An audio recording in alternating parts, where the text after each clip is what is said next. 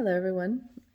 We have a massive bug going on in our house, and I'm going to teach you how to make a very cost-effective bone broth. And that is grabbing what I like to call an Insta chicken, or if you've roasted your own chicken in the oven, grab the bones from the chicken, and then I already grabbed the bones from my Insta chicken.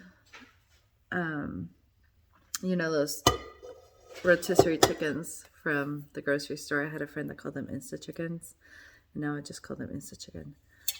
So I grabbed the bones and I put them in my Instapot. I already did soup in this Instapot, but I'm just gonna use the veggies that are still stuck on the top, not on the top, but stuck on the inside of the Instapot.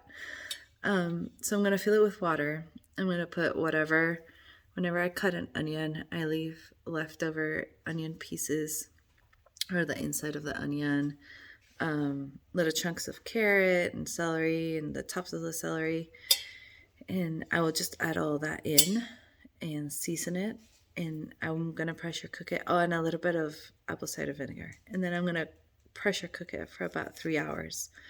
And that will give you a very cheap, very cost-effective, and affordable chicken bone broth.